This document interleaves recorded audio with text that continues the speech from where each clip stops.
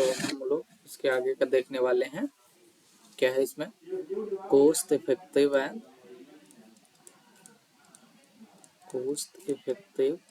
Water monitoring for basics, ये हमारा है। तो इसमें क्या देखने से क्या समझ में आ रहा है? कोस्ट इफेक्टिव, हम लोग जो वाटर मॉनिटरिंग फॉर बेसिन्स है, जो हम लोग वाटर मॉनिटरिंग में जितने सारे सिस्टम बेसिन को इफेक्ट मॉनिटरिंग करने में यूज करेंगे, वो सारे इंस्ट्रूमेंट कोस्ट इफेक्टिव होने चाहिए, मीन्स बजट में अपने आने चाहिए। तो देखते हैं यहाँ पे क्या लिखा हुआ। Population growth, urbanization and climate change are all putting pressure on global water quality। जो हमारे पॉपुलेशन ग्रोथ है, अर्बनाइजेशन है एंड द क्लाइमेट चेंज है, वो सारे के सारे क्या कर रहे हैं? प्रेशर पुट कर रहे हैं किस पे? ग्लोबली वाटर क्वालिटी पे, क्योंकि अर्बनाइजेशन होगा तो पानी की कमी होगी। तो इसके बाद क्या है? Urban waste water treatment is critical to protecting the water environment but it requires significant upfront capital investment. इसके बाद जो बोल रहा है, अर्बन जो है, अर्बन वेस्ट वाटर जो ट्रीटमेंट्स हैं, ये हमारे लिए क्रिटिकल हो जाता है, मीन्स ज़्यादा कॉस्ट इफेक्टिव नहीं रहते, कॉस्ट इफिशियंट हो जाते हैं, कॉस्टली हम लोग को पड़ते हैं। critically to protect the water environment, but it requires significant upfront capital investment। और इसमें हम लोग को इन्वेस्टमेंट भी करना पड़ता है ज़्यादा, तो हम लोग को कॉस्ट इफेक्टिव करना है तो ये नहीं चलेगा।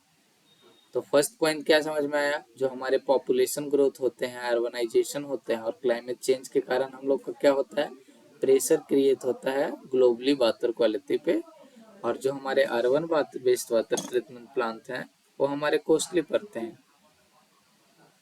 इसके बाद क्या है? Non conventional engineering solution. यहाँ पे आप देख सकते हैं, ये वाले पॉइंट पे हम लोग आ गए हैं। Non conventional engineering solution.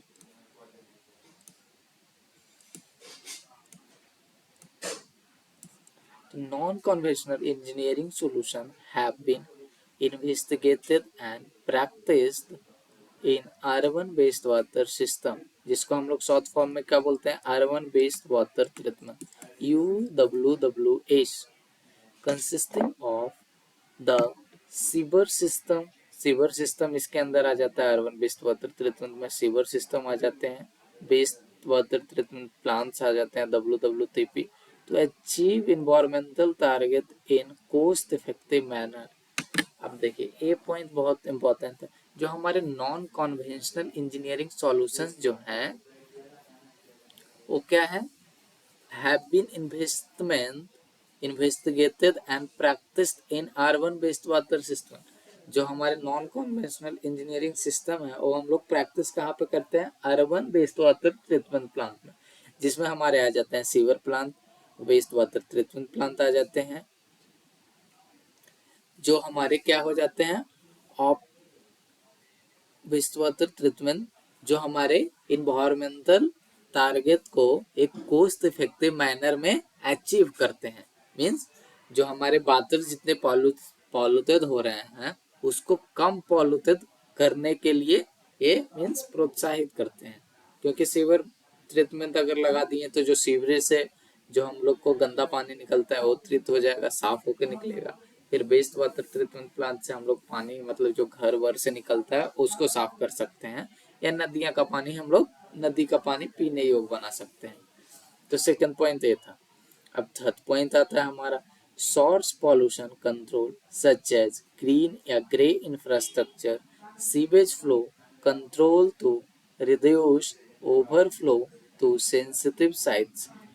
जो हमारा सोर्स पॉल्यूशन कंटेंट है, जो हमारे पॉल्यूशन के सोर्सेस हैं, source pollution control such as green या grey infrastructure Sewage flow control to reduce overflow to sensitive sites and optimal operational of WWTPS. WWTPS में क्या हो गया? Waste water treatment plant, urban waste water treatment, urban waste water system to maximize treatment efficiency against dynamic wastewater inflow are example of this. जो हमारे source collection control जो हैं वो green या ग्रे इंफ्रास्ट्रक्चर में आते हैं। सीवेज फ्लो कंट्रोल जो हमारे हैं वो क्या करते हैं? ओवरफ्लो को रिड्यूस करते हैं। किसके पे? तो सेंसिटिव जो साइट्स होते हैं और ऑप्टिमल ऑपरेशंस होते हैं like the water waste water treatment plants, उसको हम लोग क्या करते हैं? रिड्यूस करते हैं ओवरफ्लो को, जिससे हम लोग का ट्रीटमेंट मैक्सिमाइज हो जाता है। इसके बाद efficiency against dynamic waste water, ये भी हम लोग का मैक्सिमाइज होता है।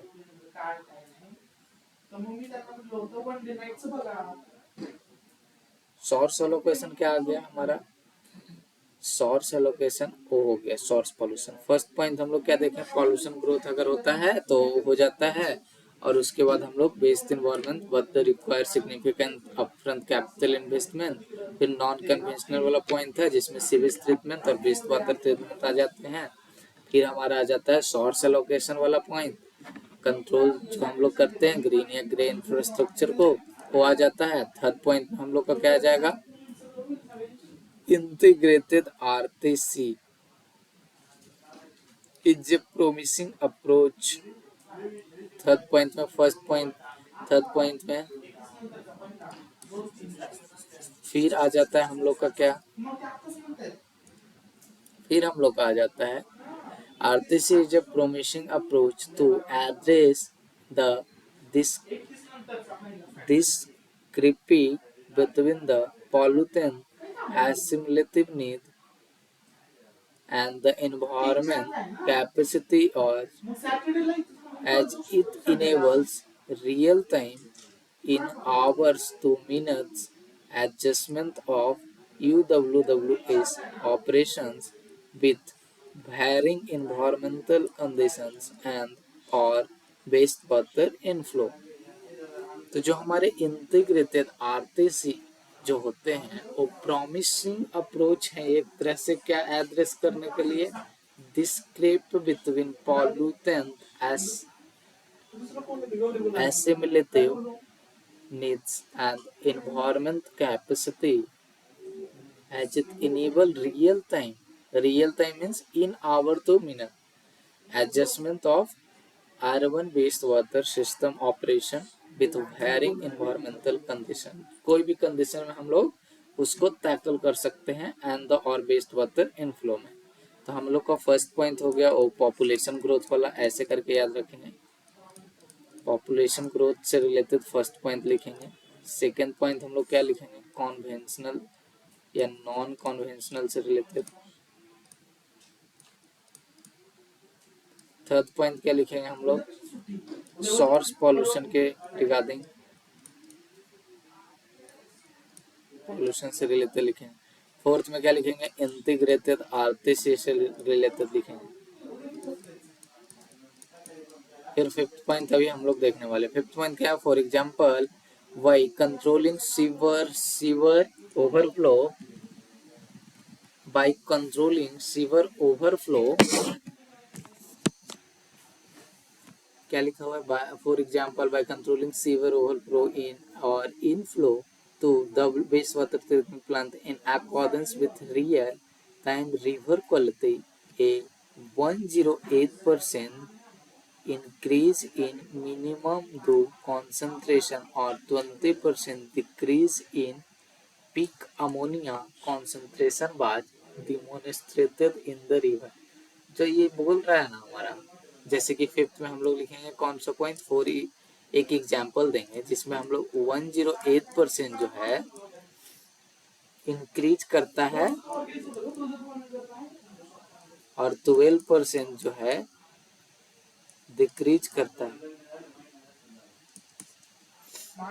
For example, by controlling sewer overflow or inflow to the WWPH in accordance with real-time river quality, a 108% increase in minimum to concentration or a 12% decrease in peak ammonia, ये याद रखना है हम लोग को।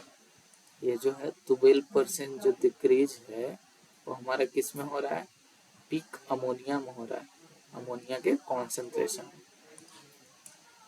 फिर हमारा क्या आ रहा है, was demonstrated in the river. तो फॉर एग्जांपल ए हम लोग लिख देंगे कंट्रोलिंग सीवर ओवरफ्लो और इनफ्लो, किसके लिए, तो the waste water treatment in accordance with real time river quality, जिसमें हमारा आ जाएगा 108% increase in minimum DO concentration और 12% decrease in peak ammonia concentration was demonstrated in the river. And the sixth point is the cost-effective water quality monitoring for basin is a water quality monitoring system in general consists of a various sensors such as pH sensors. अब हम लोग का जो main point शुरू हो रहा है वो हमारा 6 से शुरू हो रहा है, वाटर क्वालिटी मॉनिटरिंग जो हम लोग का शुरू हो रहा है, जो मॉनिटरिंग शुरू हो रहा है हमारा, वो हमारा 6 पॉइंट से शुरू हो रहा है। ये बहुत सारे इंस्ट्रूमेंट मीन सेंसर्स इंक्लूड होते हैं इसमें, like pH sensors, turbidity sensors. इसको मैं इधर लिखता हूँ जिससे आप लोग को समझ में आए। फर्स्ट सेंसर्स क्या है, पीएच सेंसर्स। सेकंड में क्या है, टर्बिडिटी सेंसर्स। थर्ड में क्या है हमारा, temperature sensor. And the fourth में हम लोग का क्या आ जाएगा, conductivity sensor. And the fifth में आ जाएगा humidity sensor, and many other. और इतने मीन्स लिख देते हैं और इसके आगे मतलब जो जो यूज करेंगे वो हम लोग यहाँ पे मेंशन करेंगे। लेकिन मेनली जो हम लोग सेंसर्स यूज करते हैं वाटर क्वालिटी मॉनिटरिंग सिस्टम में, that is the pH sensor and the turbidity sensor, temperature, conductivity and the last is the humidity sensor. अब इसके बाद हम लोग क्या होता है, एक हम लोग जनरल ब्लॉक डायग्राम 7th में बनाएंगे। मॉनिटरिंग सिस्टम ये है यहाँ पे, the general block diagram of the smart water quality monitoring system is shown in figure 1। Figure 1 हम लोग अभी नेक्स्ट स्लाइड पे देखने वाले हैं।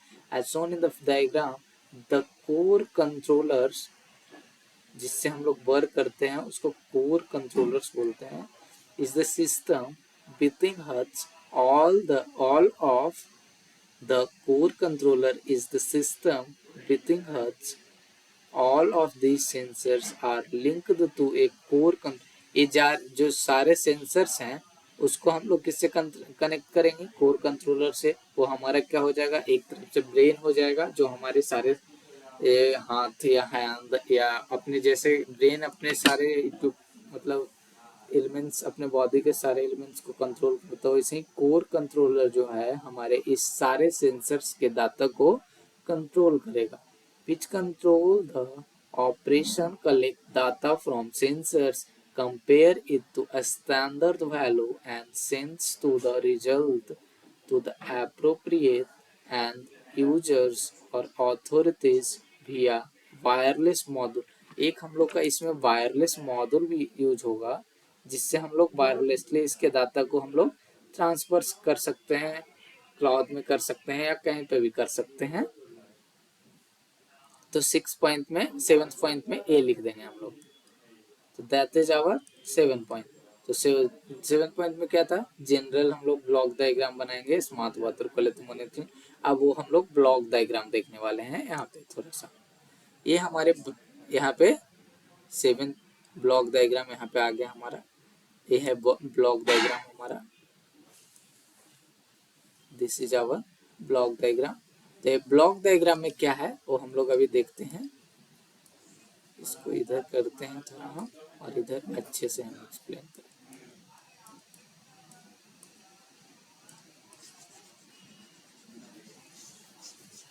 तो उसके बाद अपना क्या आ जाता है, the water quality monitoring system is becoming smarter as IoT technology. जो हमारा IoT टेक्नोलॉजी है, IoT भी इंफॉर्मेशन इंटरनेट ऑफ थिंग्स, जो हमारा टेक्नोलॉजी है, जो हम लोग सारे अभी फील्ड में यूज करते हैं। पहले हम लोग ENTC में यूज करते थे, इलेक्ट्रॉनिक एंड कम्युनिकेशन में। अब हम लोग सारे चीज में यूज करते हैं, सिविल इंजीनियर, मैकेनिकल, सब जगह आता है। मैकेनिकल में तो IoT यूज ही होता है, वो सिर्फ मतलब बहुत ज़्यादा। तो the water quality monitoring system is becoming smarter as IoT technology advances with lower power consumption and ease of operation। जो हमारा वाटर क्वालिटी मॉनिटरिंग सिस्टम है वो हम लोग बिकमिंग स्मार्टर हो जाता है, किससे, IoT टेक्नोलॉजी यूज करके। IoT टेक्नोलॉजी का एडवांसमेंट क्या है, ये हमारा जो होता है लोअर पावर कंजप्शन करता है और ये इजी टू ऑपरेट होता है। जैसा कि हम लोग ऑपरेशनल फ्लो चार्ट एक बनाए हैं यहाँ पे of smart water quality monitoring system का, जिसमें हम लोगों ने फर्स्ट में टेम्परेचर सेंसर्स इधर दिया है। यहाँ पे मैं एक डायग्राम आपको बना कर दिखा रहा हूँ। ये क्या है हमारा operational flow chart of smart water quality monitoring system. तो फर्स्ट में हमारा क्या आ जाएगा, फर्स्ट में हम लोग इधर सेंसर, सारे सेंसर्स को इंक्लूड करेंगे। तो फर्स्ट में आ जाएगा टेम्परेचर सेंसर। सारे सेंसर्स मैं लिखता नहीं हूँ, लेकिन आप समझ जाइएगा। फिर तरविद्युतीय सेंसर्स आ जाएंगे, फिर pH सेंसर आ जाएगी, फिर कंडक्टिविटी सेंसर, ह्यूमिडिटी सेंसर्स। इसमें एक एक दो दो लाइन और लिख सकते हैं। ये टेम्परेचर को मेजर करता है, ये हमारा तरविद्युती को मेजर करता है, ये हमारे pH को मेजर करता है, ये हमारे pH का रेंज 6.5 to 8.4 होता है, ये हमारी कंडक्टिविटी को मेजर करता है, ह्यूमिडिटी को मेजर करता है। फिर यहाँ पे आ जाएगा कोर सेंसर, कोर सेंसर। इस सारे को हम लोग कनेक्ट करेंगे किससे,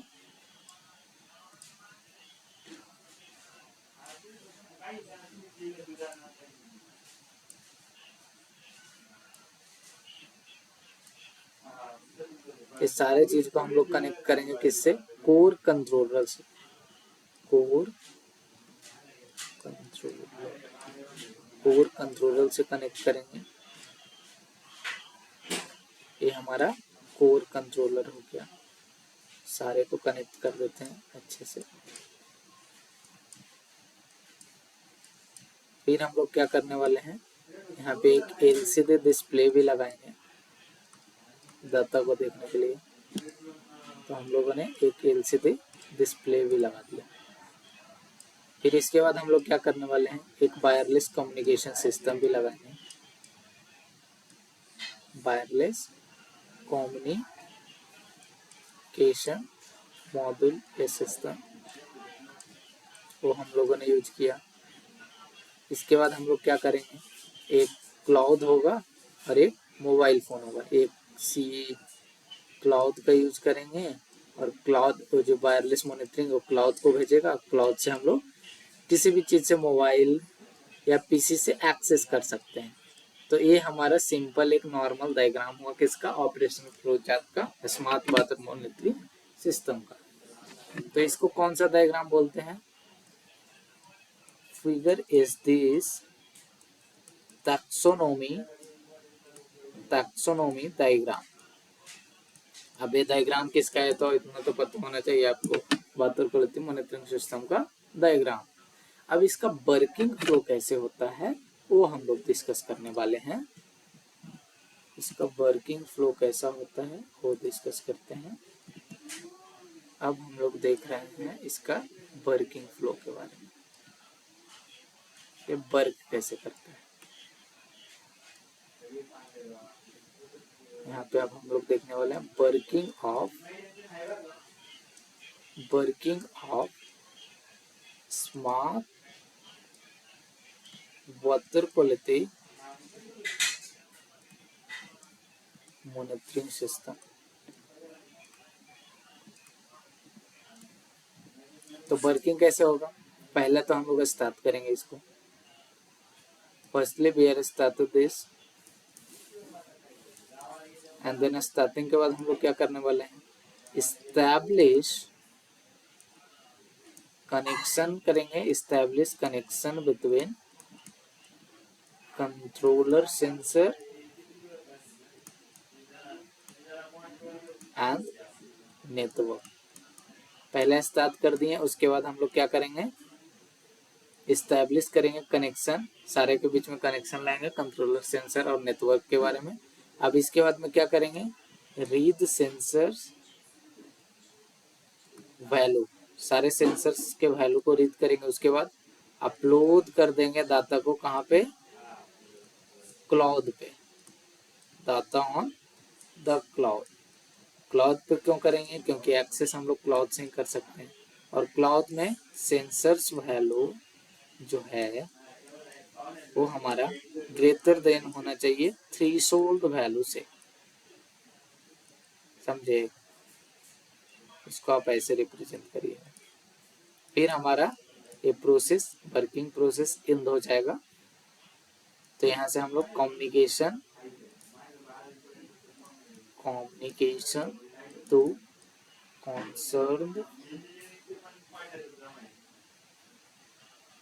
concerned in the यूजर, यहाँ से हो जाएगा। और इसको हम लोग कनेक्ट कर देंगे किससे, अपलोड यूजर से, ऊपर वाले से। तो इतना तो आपको, हमको आशा करते हैं हमको आपको लोग को समझ में आया हुआ। जैसे कि पहले हम लोग स्टार्ट किए, उसके बाद क्या किए, इस्टेब्लिश कनेक्शन किए सेंसर्स और नेटवर्क के बीच में, फिर सेंसर्स के वैल्यू को रीड किए, फिर डाटा को अपलोड कर दिए क्लाउड पे। फिर क्लाउड पे करने के बाद हम लोग सेंसर्स वैल्यू को ग्रेटर देन रखें किससे, थ्रेशोल्ड वैल्यू से। उसके बाद हम लोग प्रोसेस को इंड कर दिए। बट जो sensor value greater than threshold value आएगा, वहां पे हम लोग करेंगे क्या, communication to concern in the users. और फिर दो गो के बीच में कनेक्शन बैठाएंगे, इन द यूजर और द रीड सेंसर वैल्यू, और in between read sensor value and the upload that on the cloud के बीच में हम लोग, और इन सेंसर के बीच में एक रिलेशन बनाएंगे। तो ये हमारा हो गया working of smart water quality monitoring system. इसके बाद क्या होता है, in water quality monitoring following methods या टेस्ट आर फॉलो। ये जो हमारे टेस्ट हैं, ये हमारे फॉलो करते हैं in water quality monitoring follow methods. First method use करते हैं लोग, फिजिकल कैरेक्टरिस्टिक यूज करते हैं, मतलब एक तरह से बोल सकते हैं फिजिकल मेथड। फिजिकल मेथड बोल सकते हैं। तो इसमें आ जाता है क्या, डिस्चार्ज बाय करंट मेथड और फ्लोट मेथड। जो हमारे डिस्चार्ज हैं वो हमारे क्या, फ्लोट मेथड के थ्रू हम लोग ये करते हैं। इसके बाद क्या आ जाता है हमारा, temperature in degree centigrade in situ by temperature in degree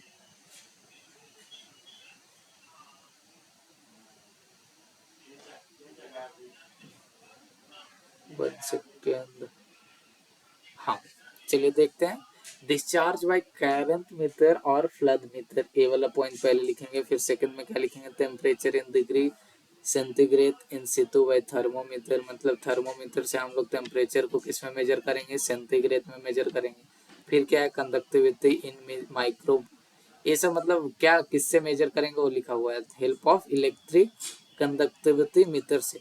जो हम लोग यूज किए थे कंडक्टिविटी सेंसर, वो उसमें मतलब कंडक्टिविटी किससे मेजर करेंगे, तो हम लोग इलेक्ट्रिक कंडक्टिविटी मीटर का यूज करके हम लोग कंडक्टिविटी मेजर करें, जिसका यूनिट क्या हो जाएगा, मोहस पर centimetre.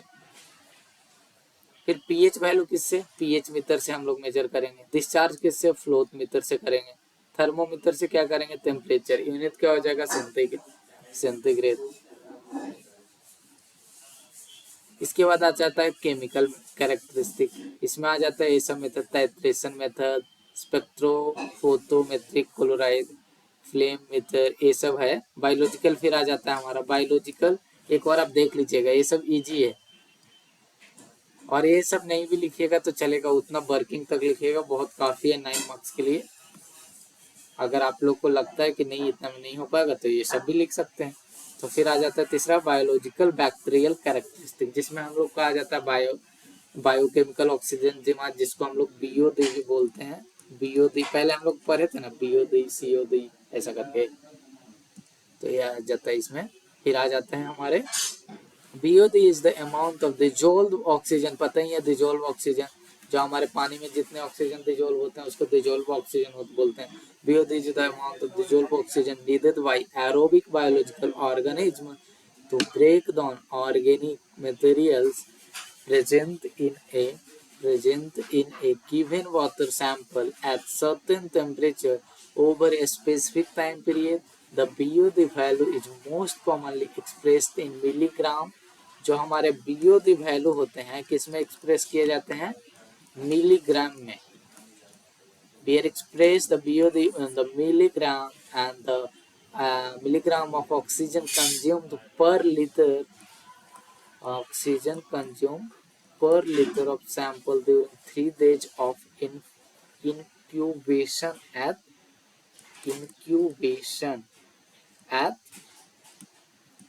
27 degrees centigrade, and is often used as a surrogate of the degree of organic pollution of water. तो BOD क्या है ये आपको समझ में आएगा, एक तरह का अमाउंट ऑफ डिजोल्व ऑक्सीजन है जो हमारे नीड होते हैं एरोबिकल बायोलॉजिकल ऑर्गेनिज्म को ब्रेक डाउन करने में, जो हमारे प्रेजेंट होता है वाटर सैंपल्स में। ये हम लोग कैसे हम लोग इसको करते हैं खत्म, तो इसको सर्टेन टेम्परेचर पे ओवर स्पेसिफिक टाइम पीरियड के लिए हम लोग क्या करते हैं, हीटिंग करेंगे और क्या करेंगे। The BOD value is most commonly expressed in किस में होता है, मिलीग्राम में, ऑफ ऑक्सीजन कंज्यूम्ड पर liter of sample during 3 days of incubation at 27 degrees, and is often used as a surrogate of the degree of organic pollution of water. तो समझ में आ गया मिलीग्राम में। फिर आ जाता है हमारा दूसरा डिजोल्व ऑक्सीजन।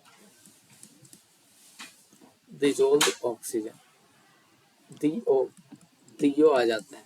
तो डिजोल्व ऑक्सीजन क्या है, the analysis of dissolve oxygen level for water has been key to the determination of service water purify and the ecological balance. तो जो हम लोग DO का यूज करते हैं वो किस लिए करते हैं, सरफेस वाटर प्यूरिफाई एंड किसके लिए करते हैं, इकोलॉजिकल बैलेंस के लिए करते हैं। समझ में आया। The term is used to describe the ecological balance. The term is used to describe the amount of oxygen dissolved in the unit volume of water. जितने हमारे यूनिट वॉल्यूम वाटर हैं उसमें कितना ऑक्सीजन डिजोल्व हो रहा है, उसको हम लोग अमाउंट, उस ऑक्सीजन के अमाउंट को फाइंड आउट करने के लिए हम लोग डिजोल्व ऑक्सीजन का यूज करते हैं। अब नेक्स्ट लेक्चर में हम लोग क्या देखने वाले हैं, इन्वायरमेंटल इम्पैक्ट असेसमेंट के बारे में देखने वाले हैं।